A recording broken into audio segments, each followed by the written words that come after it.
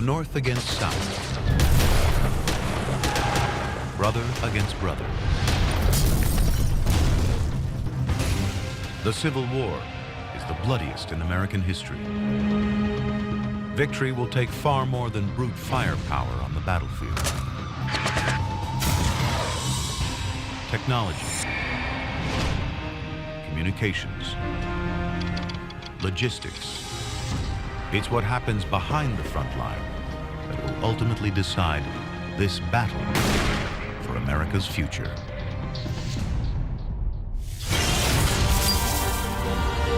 We are pioneers and trailblazers. We fight for freedom.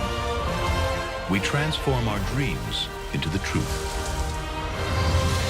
Our struggles will become a nation.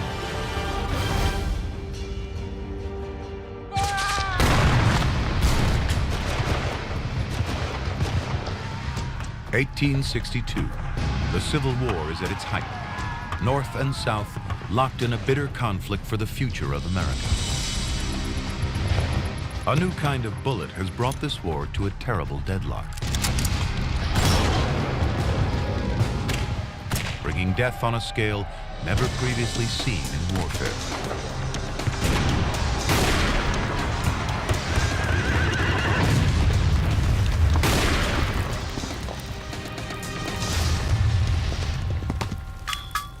Here at a metalworks in Springfield, Illinois, molten lead is beginning its journey to becoming a lethal instrument of destruction. The bullet known as the Minié Ball. This crude piece of lead is the primary reason for the unprecedented levels of slaughter in this war. Invented in France, just an ounce in weight and half an inch across, one person can cast 3,000 Minié balls an hour.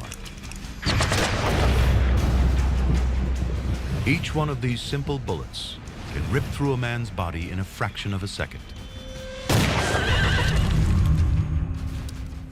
The Minié Ball is used by North and South alike. Demand for this killer bullet runs so high that an entire industry springs up, supplying Minié balls to the front line.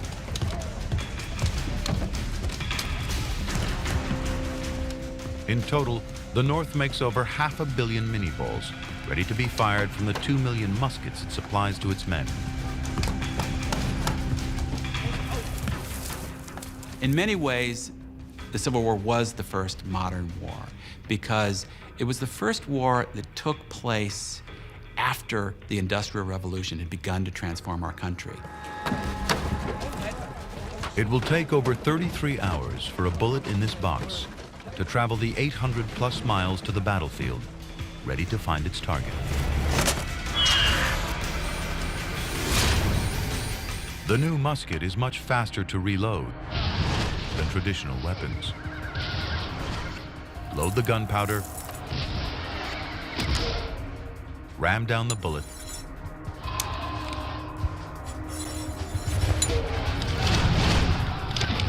and it's ready to fire.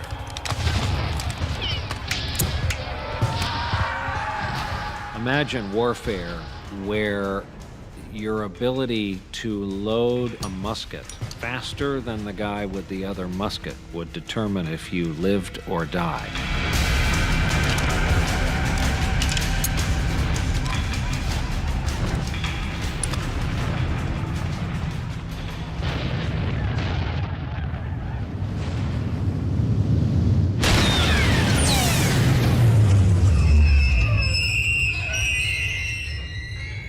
Grooves on the inside of the barrel, rifling, spin the ball toward its target. The improved accuracy and range are a deadly combination.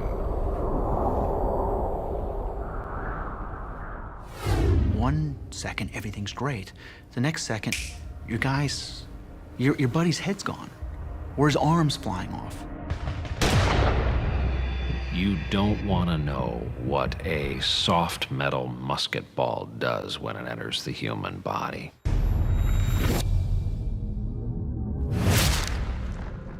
On impact, the bullet flattens out. Bone shatters and splinters.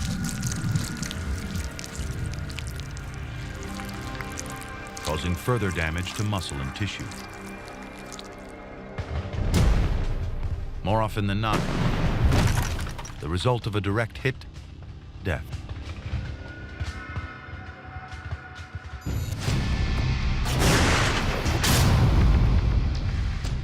But for all the Mini-Ball's technological edge, the Army still uses traditional military tactics.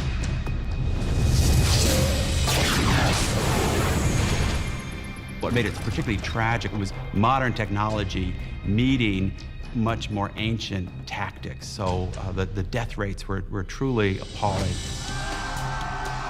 The troops still face one another openly in lines across the battlefield. But the Mini-Ball is accurate over a range of 600 yards, easily spanning this distance. And it can be reloaded 8 times faster than a traditional weapon.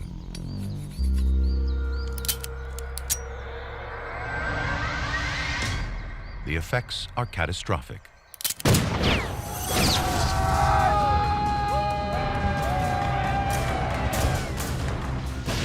The kill rate increases dramatically compared to previous wars.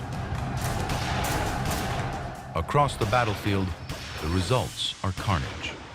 Blood and death on a previously unseen scale. They killed each other in droves, in lines, and in piles. Soldier Alexander Hunter writes, "One lay on his face with his body almost in 2 parts. Another was shot just as he was taking aim. One eye was still open while the other was closed, and one arm extended in a position of holding his rifle, which lay beside him on the ground." the troops on both sides must live in the middle of this untold death and suffering. Horatio Chapman records the experience in his diary. The dead in some places were piled upon each other, and the groans and moans of the wounded were truly saddening to hear. Some were just alive and gasping, but unconscious. Others were mortally wounded and were conscious of the fact that they could not live long.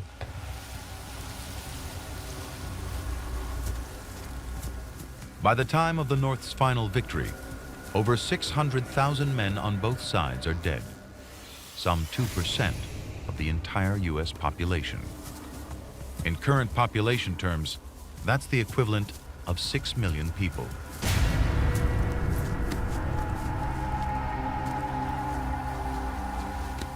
Almost half of the dead remain unidentified.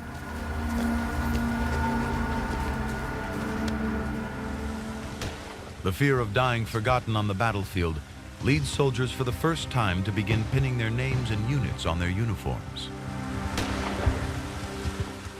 These crude, early versions of the dog tag will make it possible to identify their bodies after they're killed.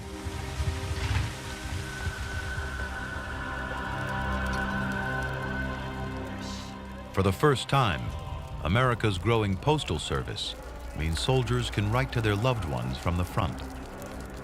With none of today's military censorship, it allows soldiers like Robert Stiles to relay the terrifying realities of life on the front line. The sights and smells that assailed us were simply indescribable. Corpses swollen to twice their original size. Some of them actually burst asunder with the pressure of foul gases and vapors. Fueling this carnage lies the deep political animosity that has led to this war. In a bitter conflict that has pitted brother against brother, the South is determined to defend its independence and its system of slavery. But the North will not allow it to leave the Union of States. We fought and lost hundreds of thousands of men on both sides, fighting for what they believed was right. The unholy alliance of new weapons and outdated battle tactics means a body count on an industrial scale. The war is locked in a bloody stalemate. Neither side can land a decisive blow. In this bitter war of attrition, victory will come to the last man standing.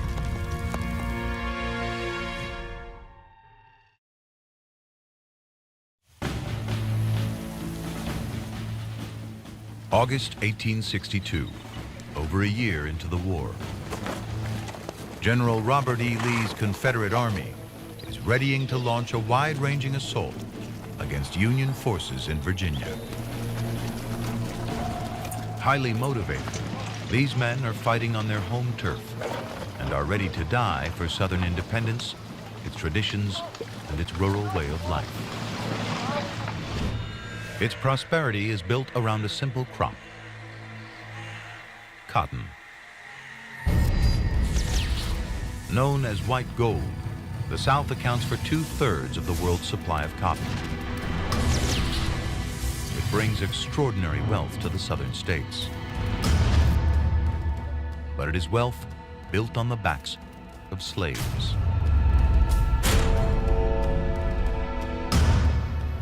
Now Lincoln's victory at the ballot box threatens this traditional way of life and the slavery it is built on.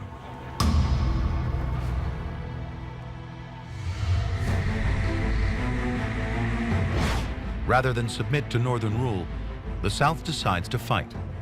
They want a separate nation. General Robert E. Lee takes command at the head of the newly formed Army of Northern Virginia. Lee, a brilliant graduate of the elite West Point Academy, is already a veteran of the Mexican War.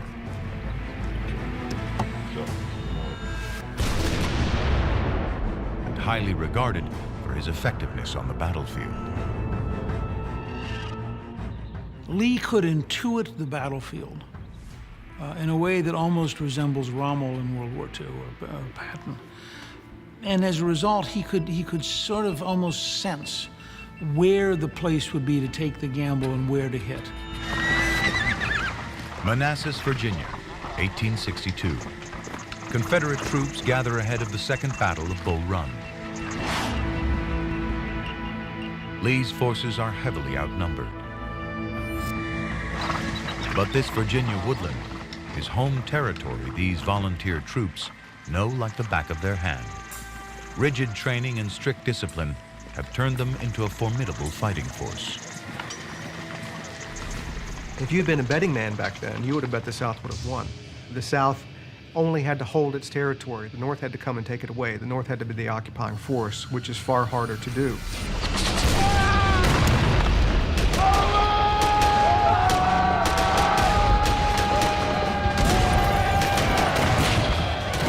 At Bull Run, Lee easily demonstrates his force's superiority.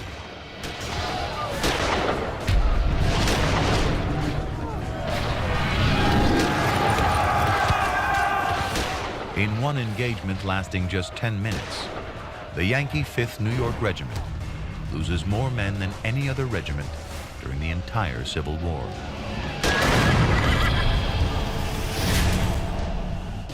All told, Lee's men kill over 1,700 Union soldiers.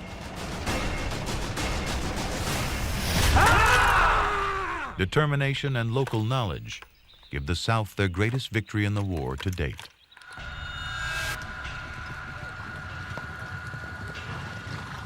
But Lee and his commanders have underestimated the nature of this conflict and of their opponent, President Abraham Lincoln. Because Lincoln is fighting a totally new kind of war, and his Southern adversaries just don't get it.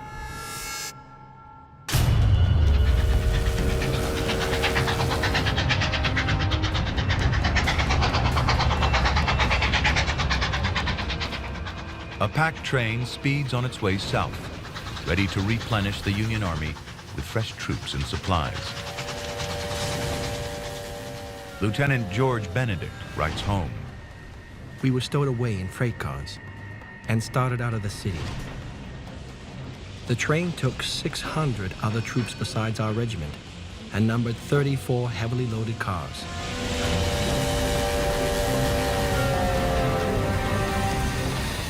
The railroad, one of Lincoln's hidden weapons in this war.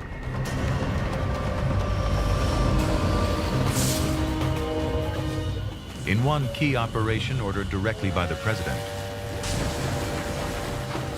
25,000 fresh troops are sent on a 1,200-mile journey to the south.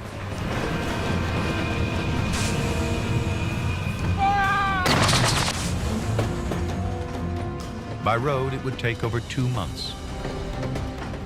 By rail, it will take these men just 7 days.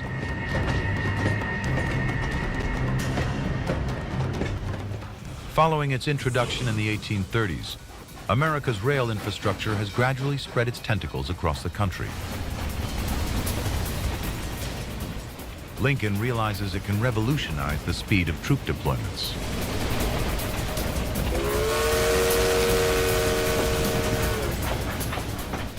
He strikes a deal with the rail owners to put the North's railroad network under government control.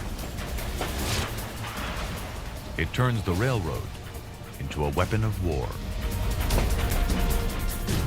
Instead of armies being limited to the speed at which they could march, all of a sudden you had armies being able to move to the front by rail, and more importantly, supplies. Supplies and troops pour out of the north towards the battlefront. Some busy lines carry 800 tons of supplies a day, the equivalent of 80 railroad cars. In Lincoln's hands, the 24,000 miles of rail track in the north becomes an arm of his war machine. But the South has a far smaller network, just 9,000 miles at the start of the war, and it remains under private control. In the 4 years the war lasts, the North adds 4,000 miles of new track to its network, against just 400 miles in the South.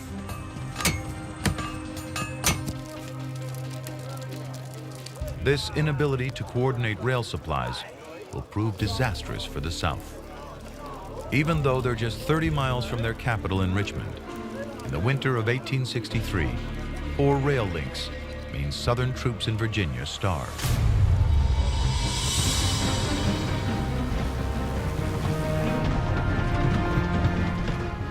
For all their brilliance and determination in battle, the South simply lacked the logistics to deliver a decisive blow.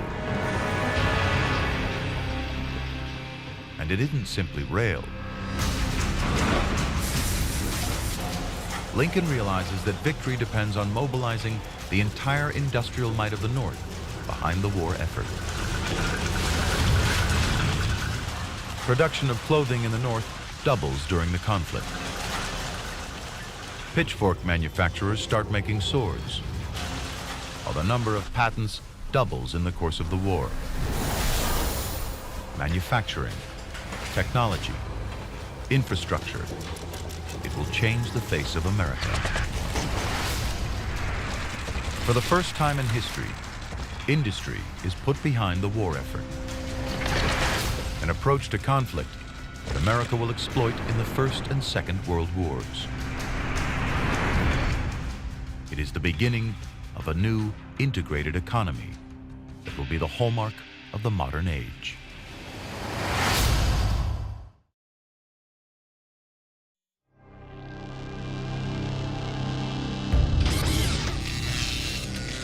In a building just across the road from the White House is a small room that will become Lincoln's nerve center in this war. And at its heart, a simple device that will transform how this war is fought and won: the telegraph.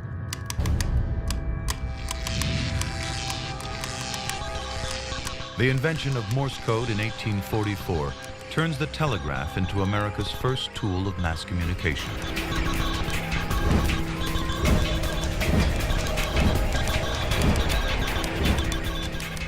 Quickly encoded, the basic system of dots and dashes is ideal for brief messages.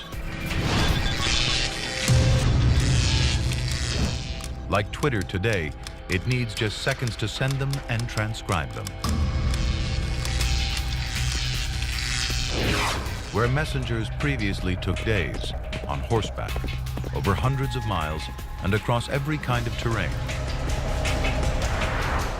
Now, the country's 50,000-mile telegraph network means communication is almost instantaneous.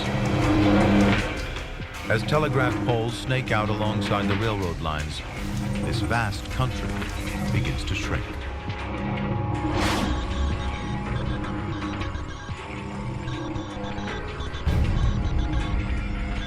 It will transform the nature of this war, as information and decisions can flow backwards and forwards at lightning speed. It became kind of the early version of email.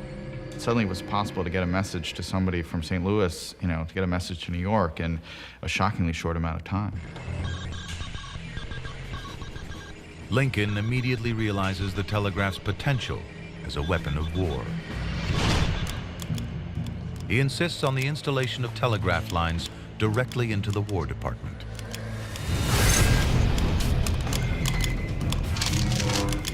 And he quickly acts to place all telegraph facilities in the Union under military control.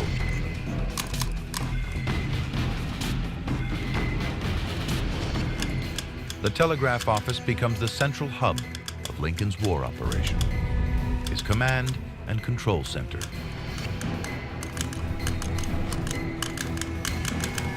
He even takes to sleeping here at busy times. The telegraph office manager, David Homer Bates, describes how Lincoln obsesses over every scrap of news from the front, sometimes reading dispatches word by word as they are deciphered.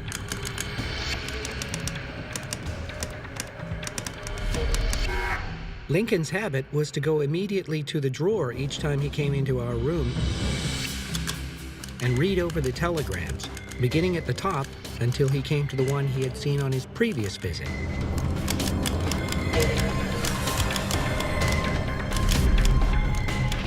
The North's telegraph network spreads its tentacles far and wide, sucking information back to Lincoln and his commanders in Washington.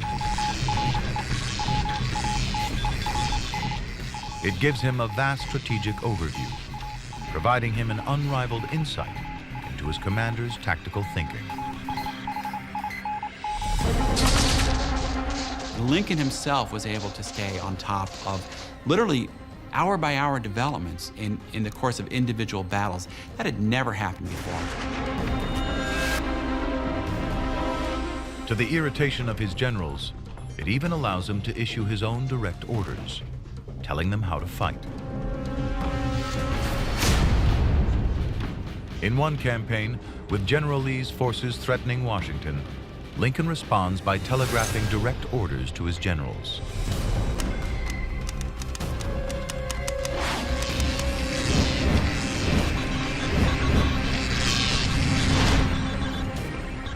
The exposed position of General Banks makes his immediate relief a point of paramount importance. You are therefore directed by the President to move against Jackson at Harrisonburg. This movement must be made immediately. In the course of the war, Lincoln sends almost 1,000 telegrams from this small office.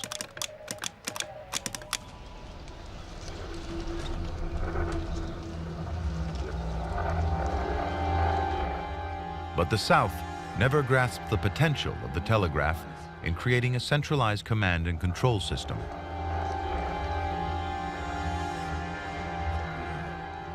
It means Southern generals like Lee must plan their battles without that kind of strategic overview.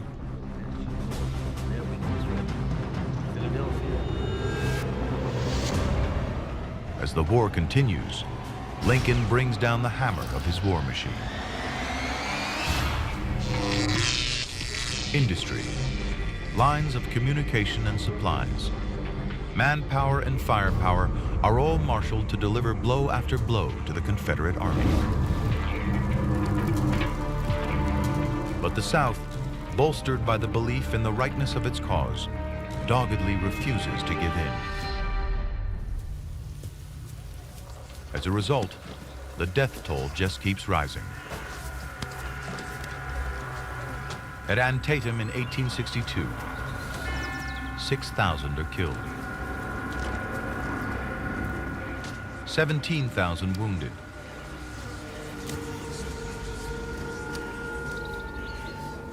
Over 4 times as many as during World War II's D-Day landings. The carnage will trigger a revolution in battlefield medicine.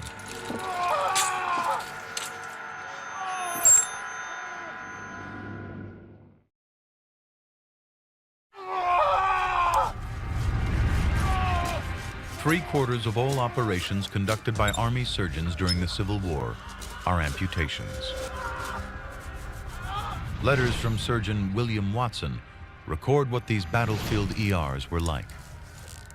Day before yesterday, I performed 14 amputations without leaving the table. I do not exaggerate when I say I have performed, at the least calculation, 50 amputations. There are so many severely wounded through the joints. There are so many operations yet to be performed.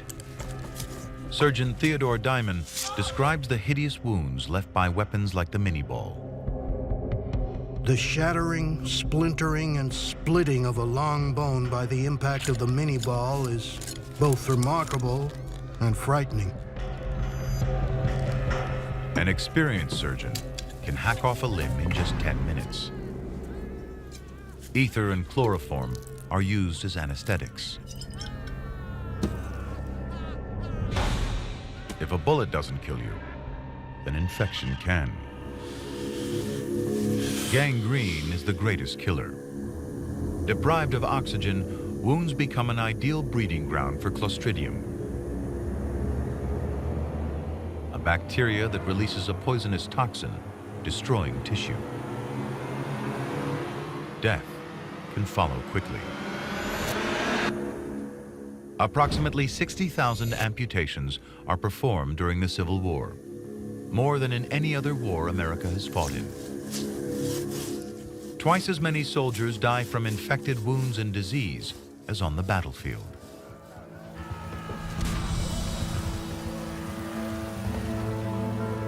This unprecedented carnage forces a complete rethink of traditional battlefield medicine. Looking after the well-being of soldiers becomes as central to the war effort as the supply of guns and ammunition. Large numbers of women sign up as battlefield nurses. One of them is Clara Barton. Clara Barton is untrained and unpaid. When she starts, most nurses are men. It is a menial occupation. The remedies she proposes for the care of the wounded are simple, but revolutionary in their effect. They want food, clothing, shelter, medicines, and a few calm, practical persons to administer them. She insists the injured have a ready supply of clean bandages. First aid, the sorting of the wounded to put the most serious cases first. The Civil War brings in a series of innovations that form the basis of battlefield medicine to this day. 20,000 women sign on as nurses during the war. Clara Barton herself goes on to found the American Red Cross.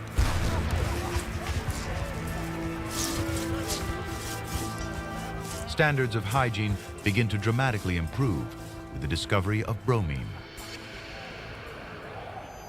This caustic chemical is effective against the bacteria that cause gangrene. As a result, nearly 3/4 of amputees survive surgery, and gangrene becomes rare by the war's end.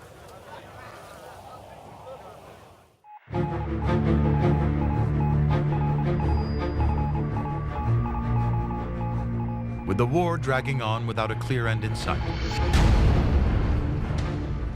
Lincoln is increasingly forced to fight on a very different front: the war for public opinion.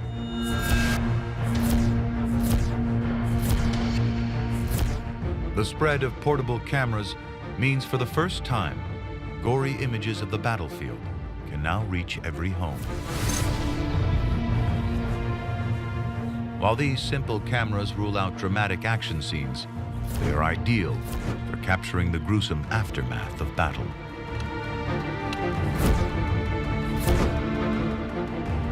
As many as 1,500 photographers flood the battlefield. Their images are sold widely to members of the public for as little as 25 cents. It was war photography coming back from the Civil War that captured it in a way, made it real, and made people recognize the really extraordinary, unprecedented violence. America's growing newspaper mass media reproduces simple woodcuts of the images. More than 200 correspondents cover the war, filing over 100 million words of copy. This deluge of information about the war ensures the grim reality of this conflict is seared into the public consciousness. Never again will politicians be able to fight wars without public support. The war means a soldier is 5 times more likely to die than a civilian. Where families used to grieve for the dead at home, now men die on the battlefield. It forces a fundamental shift in the rituals surrounding death.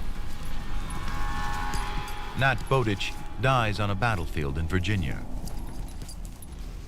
Yet his family in Boston can still say goodbye to their son, killed 500 miles away.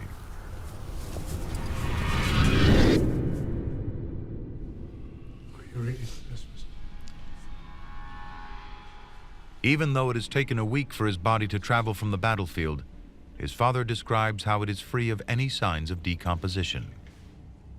Though the marks of closely contested battle were still upon the face, the features were placid, as if he was sleeping. That's because of the new technique known as embalming.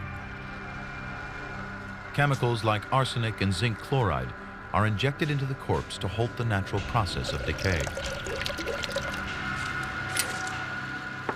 The business of death and the preservation of bodies turns undertakers into overnight millionaires.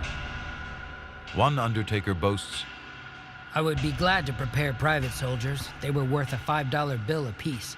But Lord bless you, a colonel pays 100, and a brigadier general, 200. If you've got the money, all sorts of new techniques are available. Airtight coffins and embalming are most popular. And for the wealthiest, even elaborate refrigerated coffins packed with ice.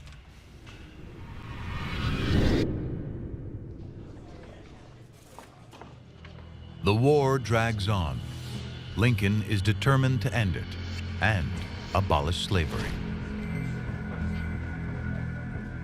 In September 1862, he gives the South an ultimatum: rejoin the Union. He threatens to forcibly liberate their slaves if they refuse. But the South, having tasted independence, does not want to rejoin a union where slavery would be at risk.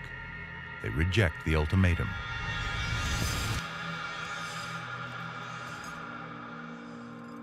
Lincoln is in no mood to negotiate. If the South won't free their slaves, he will do it himself. For white Southerners, it was a confirmation that their thoughts about Lincoln all along, that he was, in fact, somebody who was bent on destroying what they thought was the Southern way of life. In the North, in a sense, it gave people a different understanding of what the war was about. On January 1st, 1863, Lincoln issues a proclamation abolishing slavery in the rebellious southern states. Thanks to the telegraph, the news quickly spreads. On the first day of January, in the year of our Lord, 1860, Lincoln had totally grown to where he said that not only should blacks not be slaves, they should be treated as equal citizens with full enfranchisement, right to vote, right to participate. all persons held as slaves shall be then, henceforth, and forever free.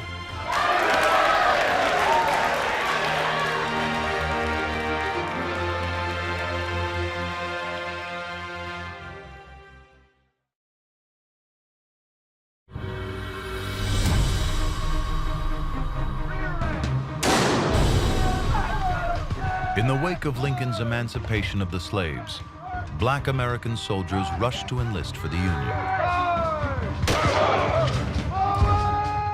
Almost 200,000 sign up by the end of the war. General James Blunt describes their skill as fighters. I never saw such fighting as was done by the Negro Regiment. They make better soldiers in every respect than any other troops I have ever had under my command.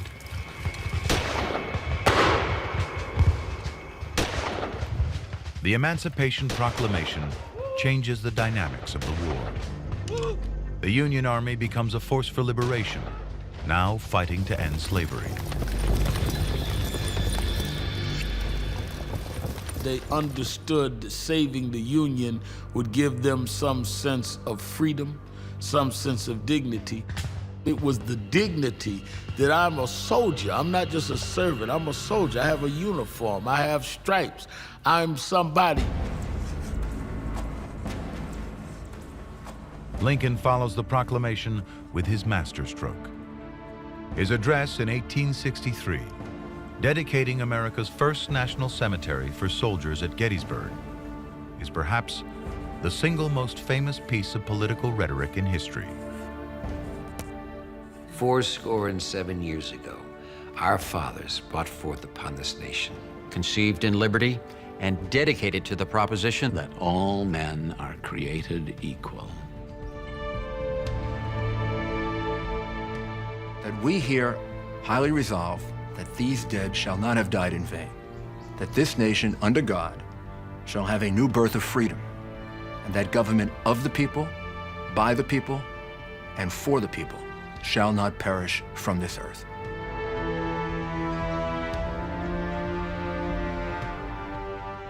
It is an emotional thing to think about people sacrificing, giving their lives for an ideal.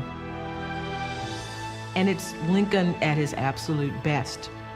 The genius, the simplicity that conveys a great amount. It's spiritual in a way.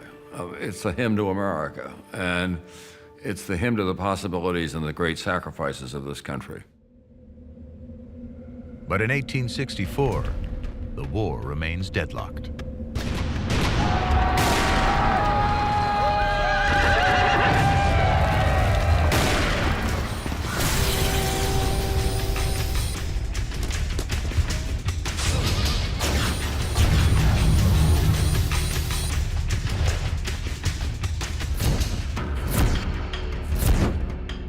With an election looming and a challenge coming from those who want to negotiate a peace with the South, Lincoln knows he needs to land a decisive blow. At some point, somebody gets tired. Somebody blinks. Somebody makes a mistake. And when you're talking about war, that mistake, that's everything. Lincoln puts the North's entire industrial might behind one final push. The man who will lead the charge from Chattanooga to Atlanta, William Sherman. His orders to stop for nothing. I would make this war as severe as possible and show no symptoms of tiring till the South begs for mercy.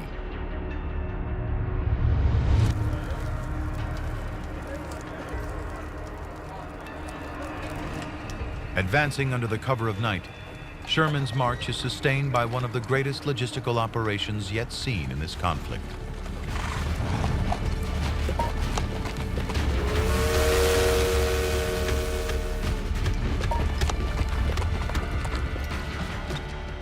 Sherman knows he needs to throw everything he's got at the Confederate Army.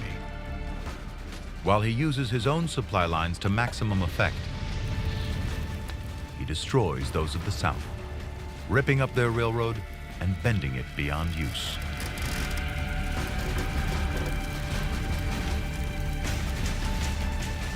In one day, the North's supply lines replaced 200,000 bullets.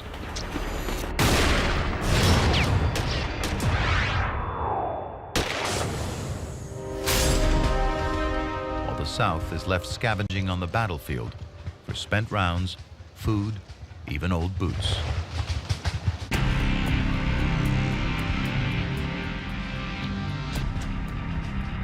Sherman calls it total war, a scorched earth approach that becomes the trademark of modern warfare.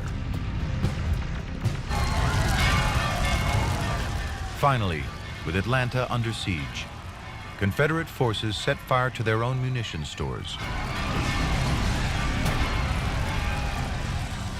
before abandoning their city to the Union soldiers.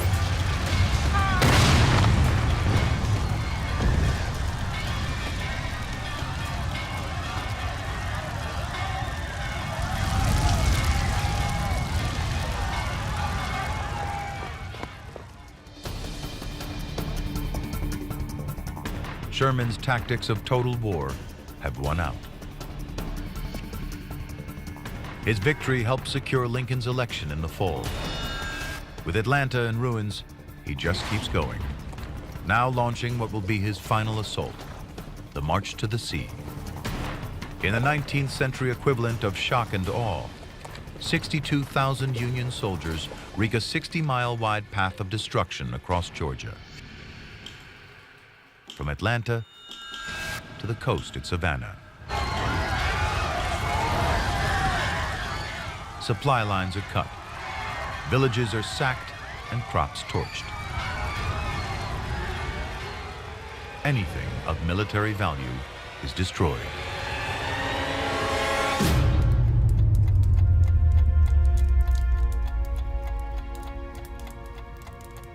Within 6 months, General Lee has tendered the Confederate Army's surrender.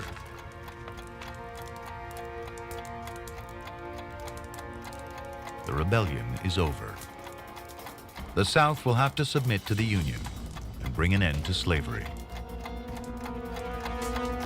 By the act of winning, the North both validated freedom and validated the industrial model. And so you have an American confidence, an American sense of achievement, an American willingness to go out around the world. For all the Confederacy's commitment, its inferior logistical infrastructure has been no match for the North's unstoppable war machine. Its industrial heartland, its growing network of railroads, its telegraph network, all bring victory to the North.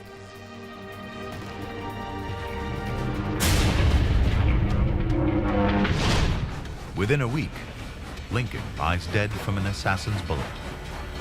But America has pulled back from the brink. The nation is once again united. And out of that unity now grows a modern industrialized economy that will reach right across this great continent.